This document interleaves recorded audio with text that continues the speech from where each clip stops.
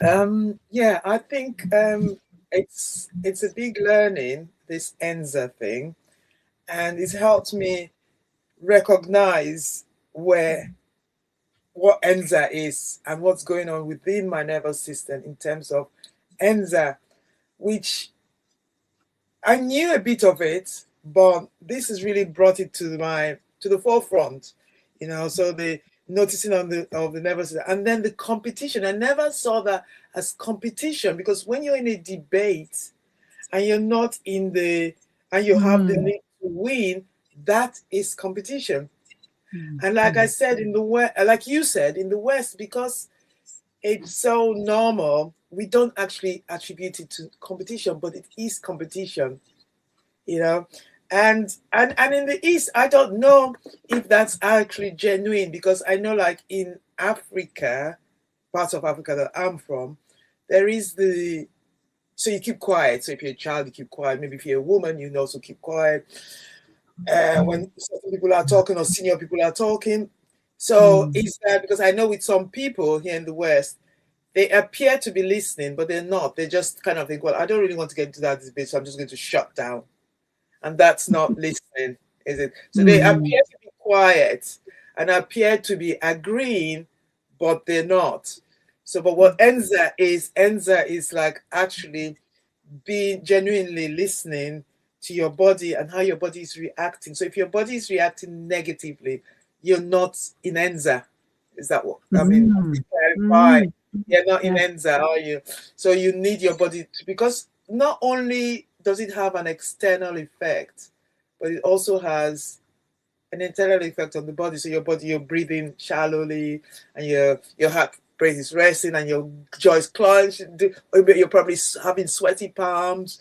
Your heart is probably racing. So yeah, I Yeah. think noticing that, because that doesn't help us. So I think this for me, this last 3 weeks and leading up to today so far, and I hope for the audience has done the same.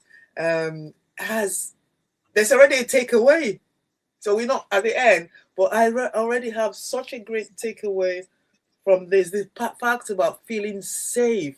So when you're feeling safe, you're not in the competition. So that's the thing, isn't it? Mm. And then you stop Mm. interrupting, which is one of my opportunities for growth, to stop interrupting.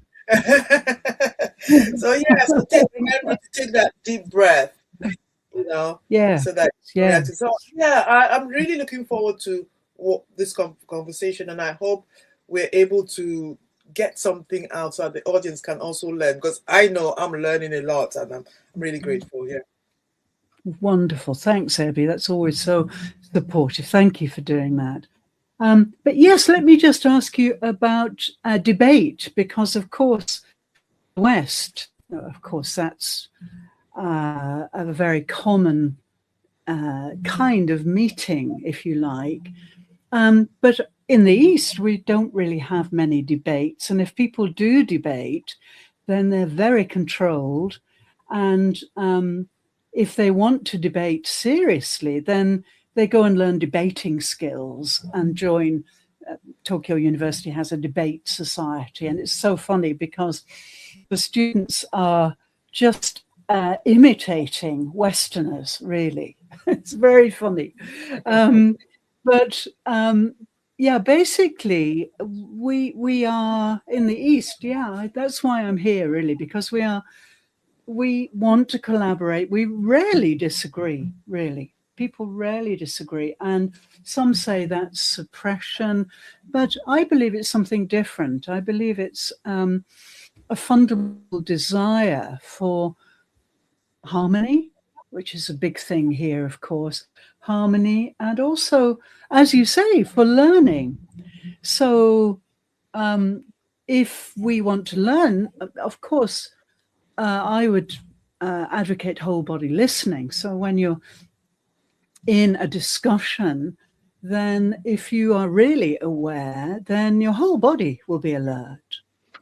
And you mentioned people who appear to be listening, but they're not really. Yes, of course. But if you're in an embodied state, then your whole body's alert and aware. And that state protects you from feeling unsafe, from any serious lack of confidence or lack of doubt. And really, that's when the mind is, if you like, leaking into the unlimited mind, and it causes us to really panic or feel unsafe and so on. But really, once the body is grounded and once the breath is working, there is no reason for us to feel unsafe, especially in today's world. We have every comfort and every protection in many, many ways, unlike who live in the wild.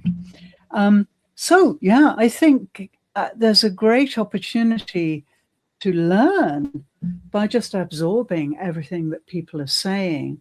And it may be, this is where we come to the action part, it may be that the people in the discussion agree to make another meeting, or it may be that they agree to write their thoughts down and share them, or something like that.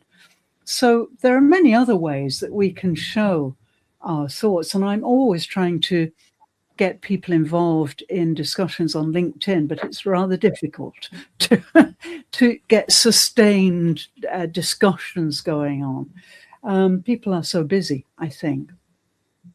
So, yes, maybe you as a school girl or a college girl were debating skills. Were you? Where was I? What was the question? Was I in debating? Were you taught debating skills at school or at college?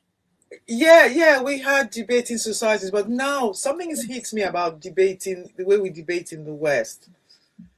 I say, as a theory, debate is great, but I think what we lack, and maybe it's part of the limited mind. I think it's the ego. So we go into debates thinking, so you have a position, right, in a debate, but you should also have the position to have an open mind. And I think that's where the skill is lacking, to have the open mind. So we want to win. Again, it's a competition. We want to win the debate, so we stick to the point. And you find that even when you're debating out of societies, you're sticking to your point rather than having an open mind, which is what ENZA is all about. So listen, because your body knows, and if you really listen, sometimes somebody that's saying something that's alien to you, you can see the other person's point of view and maybe change your perspective. But we don't. So we call it debate, but I don't really know if it's debate, because we're never willing to change our perspectives. And I think that's a thing in the West, and I don't know if it's the same in the East. But that's what I'm finding from the video today and from what you've said so far. It's suddenly come to me that it is debates might be what I would probably call maybe unhealthy competition. Because it can be healthy, I think, if we have an open mind, but I think it's unhealthy because we stick to our points, and sometimes we get really emotional about our point of view, because we talk about rights. But the thing that we fail to understand is that when you fight for your rights, a lot of time you're taking away from somebody else's rights. A lot of times, I'm not saying always, but a lot of times, and we don't see that. We just see our own perspective, and so being able to listen and understand, like for instance, like in Africa is a continent that's struggling, and a lot of people in the West think they can help. So they go in and they help, but they go in with a perspective of their own worldview. So in effect, what they're doing is they're creating more suffering because they don't understand the culture, and they don't understand the story of those people, and they think it's like you're trying to impose your own worldview on another. So you're saying you're fighting for rights, but you're actually